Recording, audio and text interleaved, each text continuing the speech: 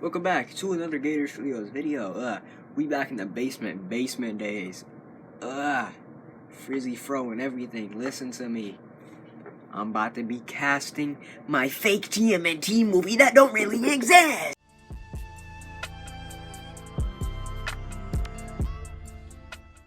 Okay, everybody. Welcome to me casting my fake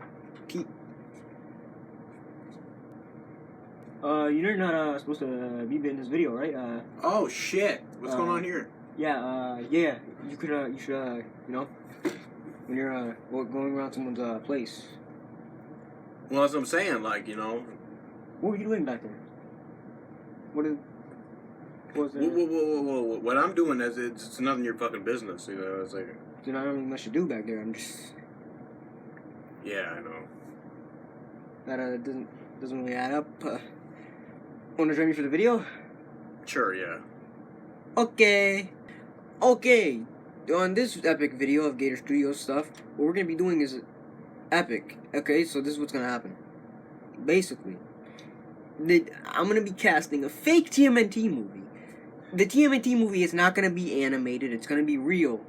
But I'm thinking, if I were to make a TMNT movie, I'd want the characters to still be CGI. You know, CGI, like, so the actual humans are real, obviously, but the characters CGI. Basically, Michael Bay was the one who made the movies, right? Yeah. Michael Bay, except good version, because nobody likes those movies. Well, Michael Bay is like, well, he's the epitome of Transformers. You know what I mean? I don't care. There's a burp. I don't know. But anyway, he's the epitome of Transformers, which means he only knows Transformers, and he only knows big budget CGI blasting action. So yeah. Well, he failed at TMNT, I'll tell you that much. Johnny Knoxville as Leonardo. Whoo! An old ass man as who would you say played? So basically, oh yeah, whatever. I don't care anymore. For the human characters, or, you know, the actual, like, people that will be playing the characters, yes, their looks and whatnot, that will matter, as long as their personality and everything, that will matter. But with the voices of the actual turtles and other mutants, it doesn't matter, because it would be CGI, so it doesn't matter. Okay, it doesn't matter. And on that, too, the characters that we'll be doing, obviously the 4 turtles, Splinter, Shredder, April, and Casey Jones. So without further ado, let's get into the video. Okay. First character. You got any ideas for these characters? I have them down in my brain. Who's the character? Start with Shredder. What was that? Something shredding in your body. Let's start with Shredder. Okay, so basically I'm thinking a little Lionel Richie. Lionel Richie? No, I'm thinking y'all know who Mark Dacascos is? He was in John Wick Chapter 3, and he played the villain in John Wick Chapter 3. You know what the fuck I'm talking about? John Wick Chapter 3, the main villain. If you don't know his name by his name, then you better know his name by his fucking name. Ah, shit, I'm tripping over shit. You gone? Yeah, I'm out this bitch. You know, you keep telling me you don't know what the... Fuck. What are you doing back there? Don't worry about it. I don't know what he's doing, and I'm concerned. Okay, now for real. That was a little goofy time, a little goofy stuff. Skit, if you will. Not really. But, that we obviously planned that. If you don't think so, you're an idiot. But, Mark Dacascos. I think that's how you say his name. Sorry, I'm probably going to butcher a lot of people's names. I don't care. I'm not good with names. But I had him do that because he actually is the one that came up with this idea. And to be honest with you, it's brilliant. So basically Mark Dacascos, I haven't seen too much stuff that he's been in. Like he mentioned, he was in John Wick 3. But, like I said, with the real characters that will actually be playing themselves, I think the way they look matters a lot. And he, in my opinion, could resemble the 2012 Shredder. If he had, like, burn marks or something, I think that would be fine. Plus, he'd be wearing armor. and he gives me that intimidating vibe. Obviously, I'm trying to, stick true to TMNT, and I'm trying to cast the characters like on what race they are, and Shredder Asian. Now, some characters in some media, I can see it not mattering what race they are, but in Shredder's case, I feel like that matters. So, Marky Cascos, and I will be playing a voice clip or whatever, so you can hear their voices and really see what I'm talking about. So you can see the fittingness of what I'm trying to say. You're incredible. Exhausted. Outnumbered. Obviously in pain. And you still beat all of my students. If I didn't have to kill you, we'd be pals. Let's do this.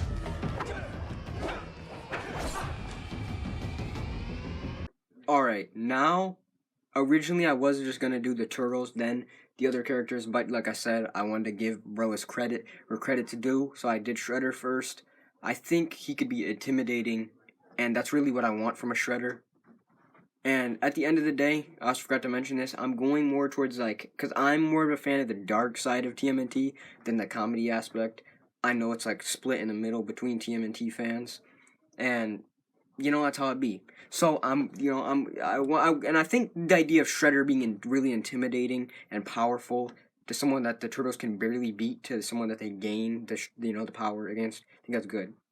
Now I'm going into the Turtles, and so something I see this a lot. I see a lot of people commonly say that they hate the fact how they're called the Teenage Mutant Ninja Turtles, but most of the time they're not voice acted by teenagers.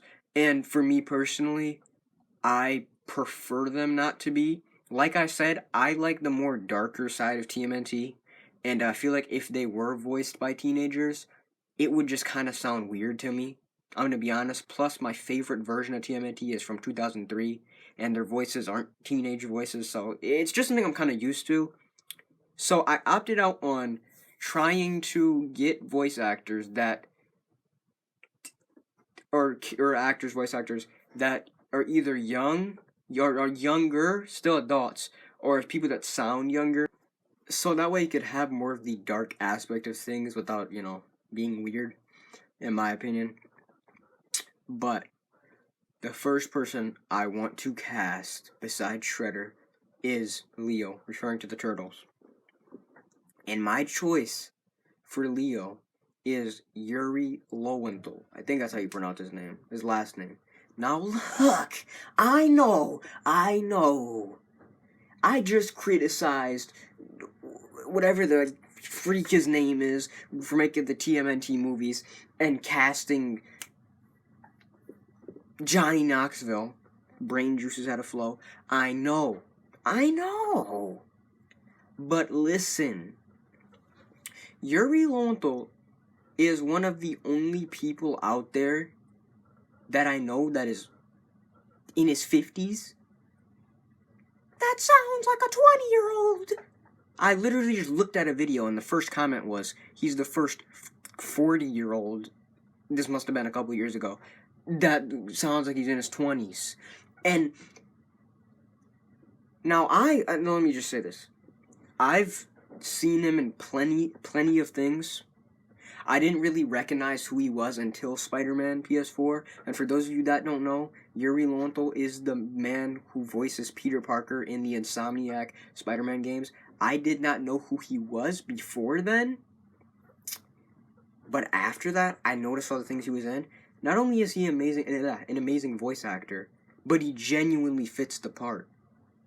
He sounds perfect for it. And I don't know what it is about Leo, but he always has this specific type of tone, and I think that he's the perfect choice, honestly. I really think he's the perfect choice. Now, is he the only choice? I'm not saying he's the greatest choice in the world, the only choice, but in my opinion, he's a really good choice. I think I did well with this one, I could see him giving some leader talks, whatever you want to say. I could really see him in the role. I could really see him in the role, I'm not going to lie to you. And like I said, the Turtles and Master Splinter will be voice acted, so that part doesn't matter. Don't let the adrenaline get to you. Breathe slow, breathe deep, relax. Hip square to your opponent. Let them make the first move. Now use your feet. When they go off balance. My casting for Raph, aka Raphael, is Tyler James Williams. Now, listen. I know for a large majority of people out there, they see this dude and the instant connection is everybody hates Chris. And now you're looking at me like I'm weird for saying this.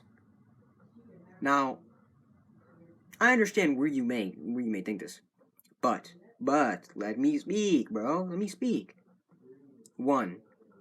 He's still on the younger side, so his voice still sounds young. He doesn't sound like a I don't know, 50-year-old Johnny Knoxville. But his voice is very deep. He has a very deep voice, which I like for Raph. I want Raph to, obviously, I want them to all sound younger, but I still want Raph to have, like, the deepest voice or whatever, and I think that Tyler James Williams would work perfect for that. And for those of you that don't know, because you might be saying, what am I talking about? His voice is deep. I know some of you out there know, but this dude still acts. He's still out there. He's done things after Everybody Hates Chris, and his voice don't sound the same, bro. This ain't no Chris Rock narrating the story. His voice sounds completely different. And let me tell you, I think it would be good. The only thing that I sort of wish there was that there wasn't was if he had a New York accent. Don't ask me why. But, and this is probably because of the 2003 show, like I mentioned, but I love the idea of Raph having a New York accent. I just like it. It just sounds good to me. So maybe he could try to put on a little New Yorker. I don't know. But overall, it's a fire cast to me. It's a fire casting. Ugh. So I had to learn to stop trying to make a drastic change happen really quickly and more have a better relationship with my body over time and request it to change as I have a good relationship with it. My casting for Mikey is Kel Mitchell. Now, Kel is another one that I believe he's in his 40s. He don't look like it, but I believe he is in his 40s. Now, Kel, in my opinion, out of any of them, probably just overall might sound the oldest. I don't know. But the thing is that he has the perfect voice for Mikey. Like you guys see, I'm like putting a picture of the character with their voices so you'll see. And bro, his voice is perfect. Imagine like a Good Burger scene, but Mikey in Kel's place. His voice is good. He's a goofball. We've already seen it in Keenan and Kel. We know that he can do it. And he has that certain tone that Mikey has. Mikey has like a little, I don't know how to describe it. If you've seen 2003 or 2012, you know, you've seen that little tone that Mikey has in his voice. And I think Kel fits it perfectly. Plus, even though he's like his voice is on the more adult side, I think he can make it sound more teenager-esque or more younger because, truthfully, you seen Good Burger. You seen the voice that he was making in Good Burger. I'm sure it ain't that hard to do it now. I think he would be an amazing fit, and I'm very proud of that casting, I'll be honest with you. Sure, see, I knew if I took the can, there was a good chance I'd get caught. Then I thought, even if I did take the triamphethol to the proper authorities, Kurt would hire some high-powered attorneys who would dispute any charges brought against him or Armando Burger by manipulating the legal system. And the way that America's court system is congested these days, it would have taken months to convict him of anything. And for our last turtle, we got Donatello, aka Donnie. Now for Donnie, I chose Rami Malek. I personally think Rami Malek could do a great job I know some people out there might hear Rami Malek and think that's odd casting. And, you know, to be fair, if you just first heard that, that is kind of odd casting. I won't lie to you. But, however, after listening to his voice and really thinking about it, I think it matches. He obviously does sound like an adult man, which at the end of the day, like I said, I kind of do want them to sound like that. But I think he could pull off the factor of, like, being a TMNT. And he has that sort of tone, I feel like, that Donnie has. And overall, I think it works. I love it so much, I'm quite frankly a bit disappointed, but Sam Esmail, who writes, creates, and directs it, and is the genius mind behind it, had a finite period of time he wanted to tell this story, and it's coming to its conclusion. Aight, that's all the Turtles. We got Tyler as Raph, we got Yuri as Leo, we got Kel as Mikey, and we got Rami as Donnie. Now, on to the human side. Yes, I'm still going to do Master Splinter. I'm saving him for last. I already did Shredder, you know. Then keep in mind that humans will actually be played by these people. Now, I have April and I have Casey. I would do April first, but I'm just going to, you know, save her because, I'm not going to lie, I stole this idea of Casey. I stole it. Fight me about it. I stole it.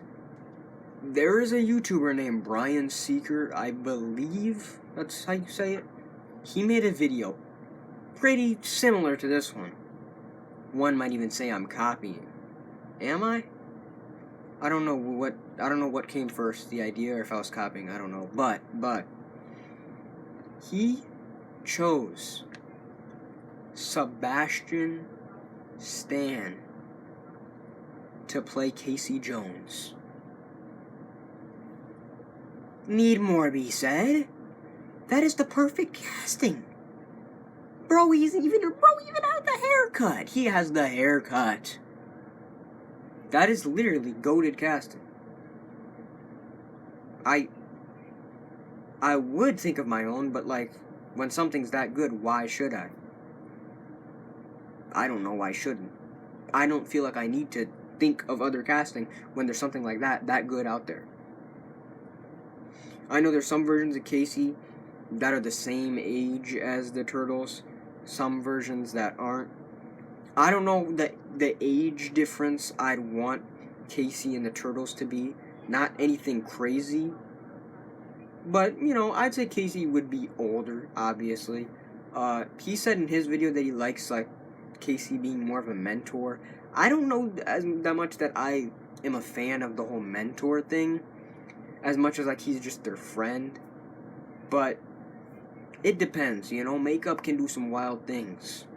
But I just thought that was fire. Shout out to bro, honestly, and that's all I gotta say. The things I miss about theater, you know, like that when you get to do theater, the audience is there, you hear their reaction, you hear how they respond to you, and then afterwards they wait for you, and then you come out and you meet them.